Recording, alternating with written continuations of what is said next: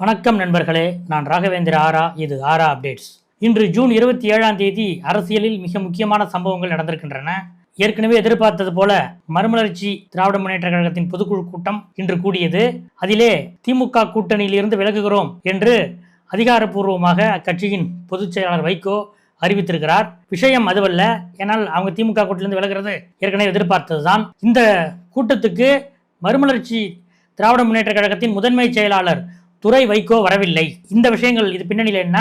மேலும் மதிமுகவின் 2 எம்எல்ஏக்கள், அதாவது திமுக சின்னத்தில் நின்று வெற்றி பெற்ற மதிமுகவின் 2 எம்எல்ஏக்களும் இன்று அதிகாரப்பூர்வமாக திராவிட முன்னேற்ற கழக எம்எல்ஏ ஆகிவிட்டார்கள். கிட்டத்தட்ட அவங்க திமுக சேர்ந்துட்டாங்க. இந்த விவகாரங்கள் பற்றியும் காங்கிரஸ் கட்சியின் மாநில தலைவராக மாணிக் தாக்கூர் நியமிக்கப்பட்டிருக்கிறார். அதாவது கடந்த சில வருடங்களில் சில மாநில தலைவர்களில் காங்கிரசுடைய தொண்டர்கள் வரவேற்கும் அளவுக்கு ஒரு மாநில தலைவர் பதவி நியமனம் நடந்திருக்கு அப்படின்னா அது மாணிக் தாக்கூர் நியமனம் தான். இப்போது முன்னாள் மாநில தலைவர் செல்வ பெருந்தகை அவர்களுடைய அடுத்த கட்ட பயணம் என்ன? இந்த விஷயங்களை பற்றி இன்னைக்கு வீடியோவில் பார்க்க போகிறோம். முதலில் மதிமுகவின் பொதுக்குழு கூட்டம் இன்று சென்னையில் நடைபெற்றது. அந்த கூட்டத்தில் திராவிட முன்னேற்ற கழக கூட்டணியில் இருந்து மதிமுக விலகுகிறது என்று ஏற்கனவே எதிர்பார்த்த அந்த முடிவு அறிவிக்கப்பட்டிருக்கிறது. நேற்று நடந்த உயர்நிலை குழு கூட்டத்திலும் அக்கட்சியின் முதன்மை செயலாளரும் வைகோவின் மகனுமான திரு துரை வைகோ கலந்து கொள்ளவில்லை. இன்றைய பொதுக்குழு கூட்டத்திலும் துரை வைகோ கலந்து கொள்ளவில்லை. இது பற்றி மதிமுக பொதுச் செயலாளர் வைகோவிடம் கேட்டதற்கு அவர் திருச்சியிலே ஒரு முக்கியமான ஒருவர் மருத்துவமனையில் இருக்கிறார், அவரை பார்க்க போயிருக்கிறார் என்று ஒரு பதில் சொன்னார். அதாவது துரை வைகோ திருச்சியில் மருத்துவமனையில் இருக்கும் ஒருவரை பார்ப்பதற்கும் அவர் பொதுக்குழுவில் ஏன் கலந்து கொள்ளவில்லை என்பதற்கும் மதிமுகவுடைய நிர்வாகிகளுக்கே வைகோவுடைய இந்த பதிலில் திருப்தி இல்லை என்பதுதான் நாம் அறிந்தவரை விஷயமாக இருக்கிறது. இன்னும் ஒரு கூடுதல் தகவல், மதிமுகவில் இருந்து திராவிட முன்னேற்ற கழகத்தின் சின்னமான உதயசூரியனில் நின்று வெற்றி பெற்ற 2 சட்டமன்ற உறுப்பினர்கள் சீர்காழி செந்தில் செல்வன் மற்றும் கடையநல்லூர் ராஜேந்திரன் ஆகிய இருவருமே இன்றைய பொதுக்குழு கூட்டத்துக்கு வரவில்லை. நேற்றைக்கு செந்தில் செல்வன் வரவில்லை, இன்றைக்கு ராஜேந்திரன் செந்தில் செல்வன் இருவரும் வரவில்லை. அவர்கள் இருவரும் இப்போது மதிமுகவில் இல்லை என்பதை வைகோ அவர்களின் பேட்டியை உறுதிப்படுத்தியிருக்கிறது. அது மட்டுமல்ல, பொதுக்குழு கூட்டத்திலும் பேட்டியிலும் அவர் சொல்லும் போது, நான் சமீபத்தில் முதலமைச்சர் விஜயை நேரில் சந்தித்தேன். அப்போது நீங்கள் வெற்றி பெற்ற 2 சட்டமன்ற தொகுதிகளின் உறுப்பினர்களும் ராஜினாமா செய்தால் நீங்க சொல்ற இடத்துக்கு வந்து நான் பிரச்சாரம் செய்து அவர்களை வெற்றி பெற வைக்கிறேன் என்று முதலமைச்சர் விஜய் என்னிடம் சொன்னார். இதை சொல்லி முதலமைச்சர் இப்படி சொல்றாரு, நீங்க ராஜினாமா பண்றீங்களா அப்படின்னு நான் செந்தில் செல்வனிடம் கேட்டேன், அவர் பதில் சொல்லவில்லை. ராஜேந்திரனிடம் கேட்டேன், அவரும் பதில் சொல்லவில்லை என்றெல்லாம் பொதுக்குழு கூட்டத்திலே பேசியிருக்கிறார். முதலமைச்சர் விஜய் என்ன சொன்னார் என்பதை வைகோ அவர்கள் பேட்டியிலும் கூறியிருக்கிறார். இதை வைத்துக்கொண்டு திராவிட முன்னேற்ற கழகத்தினர் என்ன கூறுகிறார்கள் என்றால், அப்படின்னா நீங்க உங்களுடைய 2 சட்டமன்ற உறுப்பினர்களை ராஜினாமா செய்ய சொல்லுங்க, அந்த இடத்தில் நான் வந்து பிரச்சாரம் செய்கிறேன், பிரச்சாரம் செய்து உங்களை ஜெயிக்க வைக்கிறேன் என்று சொல்வது குதிரை பேரம் ஆகாதா என்று திமுக தரப்பு இன்றைக்கு வைகோவுடைய வாக்கு மூலமாகவே இது இருக்கிறது, வைகோ வந்து விஜய்க்கு எதிராக கொடுத்த வாக்கு மூலம் தான் இது என்று சொல்லி அந்த வீடியோவை இன்று அவர்கள் சமூக தளம் முழுதும் பரப்பிக் கொண்டிருக்கிறார்கள். சரி, இதெல்லாம் வந்து ஏற்கனவே எதிர்பார்த்த விஷயங்கள். குதிரை பேரம் என்ற குற்றச்சாட்டு தாவேக அரசு மீது இந்த ஆட்சி அமைந்ததிலிருந்து இருந்து கொண்டிருக்கிறது. துரை வைகோ ஏன் இந்த கூட்டத்துக்கு வரல? அவர் தான் மதிமுகவோட அடுத்த தலைமுறை தலைவர் என்று அக்கட்சி நிர்வாகிகளால் போற்றப்படக்கூடியவர். நேற்றைய உயர்நிலை குழு கூட்டத்திலும் அவர் வரல, இன்றைய பொதுக்குழு கூட்டத்திலும் வரல. இப்படி ஒரு முக்கியமான ஒரு பதவியில் இருக்கக்கூடியவர், ஒரு நாடாளுமன்ற உறுப்பினர், எப்படி கட்சியின் இந்த 2 முக்கியமான கூட்டங்களை அவர் அவாய்ட் பண்றாரு? இது என்ன பிரச்சனை என்று கேட்டபோது, திரு வைகோ அவர்களுக்கும் திரு துரை வைகோ அவர்களுக்கும் இடையில் சில கருத்து வேறுபாடுகள் தேர்தல் முடிவுகள் வந்ததிலிருந்தே ஓடிக்கொண்டிருக்கின்றன. அதாவது தேர்தலுக்கு முன்பு, சட்டமன்ற தேர்தலுக்கு முன்பு திராவிட முன்னேற்ற கழக கூட்டணியிலே பேச்சுவார்த்தை நடத்தும் போது சொந்த சின்னத்தில் தான் நிற்க வேண்டும் என்று துரை வைகோவிடம் மிக உறுதியாக சொல்லியிருக்கிறார். அப்படி இல்லைன்னா இந்த கூட்டணிக்கு ஒத்துக்க வேண்டாம் என்பதுதான் துரை வைகோவின் வாதம். அந்த நிலையில் திமுக கூட்டணி பேச்சுவார்த்தை குழுவிடம் மதிமுக கூட்டணி பேச்சுவார்த்தை குழுவினர் வலியுறுத்தி நாளில் 1 சட்டமன்ற தொகுதியை, சீர்காழி சட்டமன்ற தொகுதியை எங்களுடைய தனி சின்னத்தில் நிற்கிறோம் என்று கேட்டு வாங்கினார்கள். அது வந்து துரை வைகோ கொடுத்த மிகப்பெரிய நெருக்கடி தான் காரணம். இந்த நிலையில் அதையும், அதாவது வேட்புமனு தாக்கல் அந்த சம்பிரதாயங்கள் நிறைவு பெறுவதற்கு சில தினங்கள் முன்பாக அதையும் நீங்க வந்து சீர்காழி தொகுதியில் தனிச்சின்னம் வேண்டாம், எங்களுடைய உதயசூரியன் சின்னத்திலே நிற்க வேண்டும் என்று அதிகாலை 5:30 மணிக்கெல்லாம் டிஆர் பாலு வந்து வைகோவுடைய அண்ணா நகர் வீட்டுக்கு வந்து இந்த மாதிரி சொல்றாரு. மேடம் சொல்றாங்க. மேடம் என்றால் அன்றைய முதலமைச்சர் திரு ஸ்டாலின் அவர்களுடைய மனைவி திருமதி துர்கா ஸ்டாலின் அவர்களைத்தான் டிஆர் பாலு மேடம் என்று குறிப்பிடுகிறார். மேடம் இது மாதிரி சொல்றாங்க, அதாவது மேடமோட சொந்த தொகுதி சீர்காழி, அந்த தொகுதியில உதயசூரியன் இல்லைன்னா எப்படி அப்படின்னு அவங்க கேட்குறாங்க. அதனால அந்த தொகுதியையும் நீங்க வந்து உதயசூரியன்லேயே நில்லுங்க என்று டிஆர் பாலு வைகோவிடம் பேசுகிறார். வைகோ இது பற்றி தனது மூத்த நிர்வாகிகளிடம் அலைபேசியில் உரையாடுகிறார்.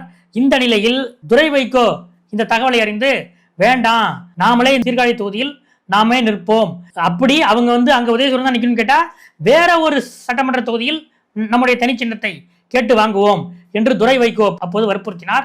ஆனால் வைகோவுக்கும் துரை வைகோவுக்கும் நடந்த இந்த அழுத்தம் திருத்தமான உரையாடல்கள், இதன் முடிவிலே வைகோ 4 தொகுதியும் உதயசூரியன் என்று அப்போது திமுகவிடம் ஒப்புக்கொண்டு விட்டார். அதனால தேர்தலின் போதிலிருந்தே வைகோவுக்கும் துரை வைகோவுக்கும் இடையில் டேர்ம்ஸ் இல்லை. அந்த நிலையில் தேர்தல் முடிவுக்கு பிறகு இது மேலும் அதிகமாகிவிட்டது. நான் அன்னைக்கே சொன்னேன், ஒரு தொகுதியில நம்ம தனி சின்னத்துல நின்றிருந்தால் கூட இன்றைக்கு டிவிகே அரசை நாம் ஆதரித்து நாமும் அமைச்சரவையிலே அங்கம் வகித்திருக்கலாம் அப்படின்னு சொன்னேன், நீங்க கேட்கல என்று தேர்தல் முடிவுக்கு பிறகு வைகோ அவர்களுக்கும் துரை வைகோ அவர்களுக்கும் இடையில் இந்த கருத்து வேறுபாடு அதிகமாகி இருக்கிறது. இப்படிப்பட்ட நிலையில்தான் மெல்ல மெல்ல இவர்கள் திமுக கூட்டணியிலிருந்து வெளியே வருவது என்ற அந்த ஸ்டாண்டை மெல்ல மெல்ல அவர்கள் அறிவித்துக் கொண்டே ஒவ்வொரு தங்களுடைய செயல்பாடுகள் மூலமாக சொல்லிக்கொண்டே வந்தார்கள். இந்த நிலையில் மதிமுக காரர்களாக இருந்தாலும், அரசியல் ரீதியாக மதிமுக காரர்களாக இருந்தாலும், சட்டமன்ற உறுப்பினர் அந்த சட்டமன்ற பதிவேடு, தேர்தல் ஆணைய பதிவு இவற்றின்படி சீர்காழி செந்தில் செல்வனும் கடைநல்லூர் ராஜேந்திரனும் திராவிட முன்னேற்ற கழக உறுப்பினர்கள் தான், உதயசூரியன் சின்னத்தில் நின்று வெற்றி பெற்றவர்கள் தான். இந்த நிலையிலே அந்த இருவரை கூட வைகோவால் சமாதானம் செய்து ராஜினாமா செய்ய வைக்க முடியவில்லை என்ற அந்த விஷயம் துரை வைகோவை மேலும் கோபப்படுத்தி விட்டது.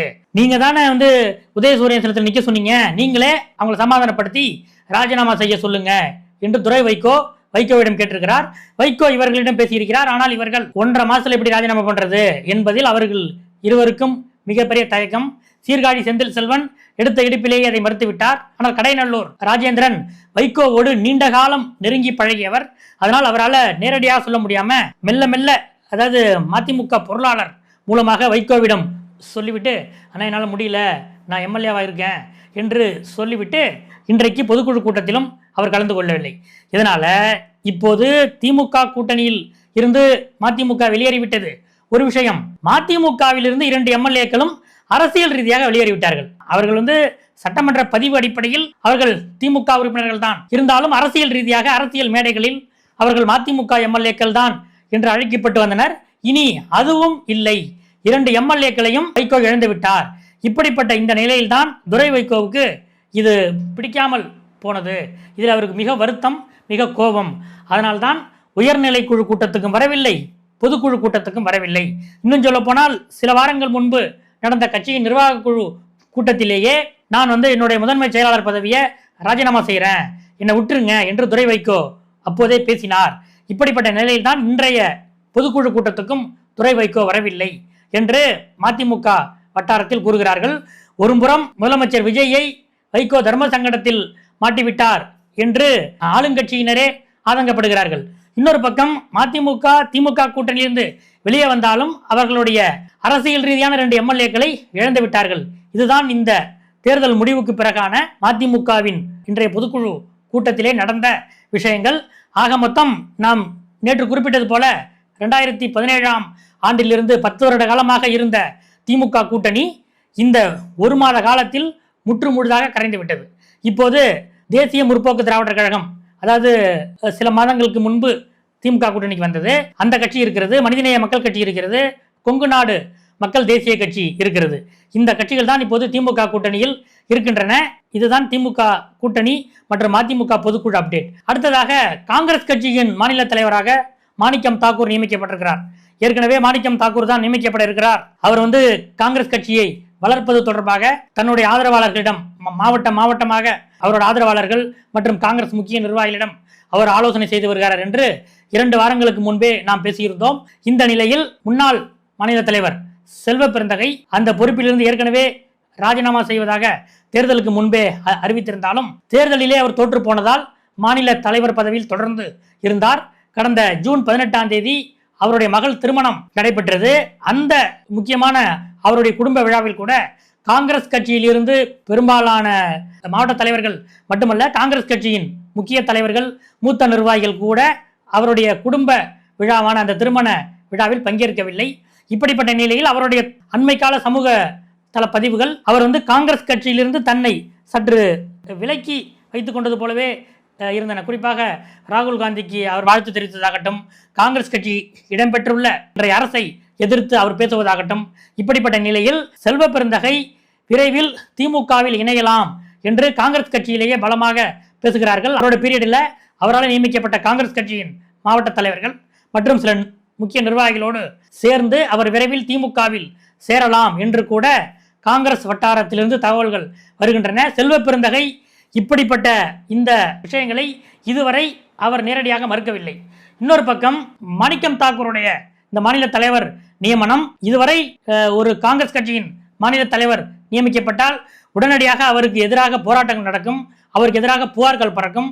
ஆனால் இன்றைய நிலையில் காங்கிரஸ் கட்சியின் ஒரு மாநில தலைவரை வரவேற்று ஆங்காங்கே காங்கிரஸ் கட்சி தொண்டர்கள் காமராஜர் சிலைக்கு மாலை அணிவித்து இனிப்பு வழங்கி கோஷம் போடுவது என்பது ஒரு ஆச்சரியமான விஷயமாக இருக்கிறது. ரொம்ப நாளுக்கு அப்புறம் தொண்டர்கள் விரும்புகிற ஒரு மாநில தலைவர் காங்கிரஸ் கட்சிக்கு நியமிக்கப்பட்டிருக்கிறார் என்றுதான் காங்கிரஸ் நிர்வாகிகள் இப்போது கூறுகிறார்கள். மாணிக் தாக்கூர் தேர்தலுக்கு முன்பே ஆட்சியில் பங்கு, அதிகாரத்தில் பங்கு என்று திமுகவுக்கு எதிராக மிக கடுமையாக முழங்கினார்.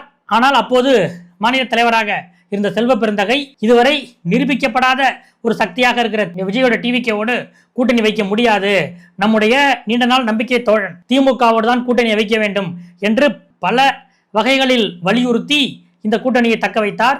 அப்போதே மாணிக்கம் தாக்கூருக்கும் செல்வ பெருந்தகைக்கும் இடையில் ஒரு பெரிய இடைவெளி விழுந்தது. இந்த நிலையில் தேர்தல் முடிவுகள் வந்த அன்றே காங்கிரஸ் கட்சி விஜய் அரசை ஆதரித்தது. திமுக கூட்டணியிலிருந்து விலகுகிறேன் என்று கூட அவர்கள் சொல்லவில்லை. நேரடியாக தாவேகா கூட்டணியில் இணைந்து விட்டார்கள், கூட்டணி அரசியலும் இணைந்து விட்டார்கள். இப்படிப்பட்ட நிலையில் மாணிக் தாக்கூருடைய மாநில தலைவர் என்ற முறையில் அவருடைய செயல்பாடுகள் எப்படி இருக்க போகின்றன என்பதை பொறுத்து காங்கிரஸ் கட்சிக்கு நீண்ட நாளுக்கு பிறகான புதிய நம்பிக்கையும் ஒரு புதிய எதிர்பார்ப்பும் ஏற்பட்டுள்ளது என்று அக்கட்சியினர் கூறுகிறார்கள். அடுத்தடுத்த அப்டேட்டுகளோடு உங்களை இன்னொரு வீடியோவில் சந்திக்கிறேன். நன்றி, வணக்கம்.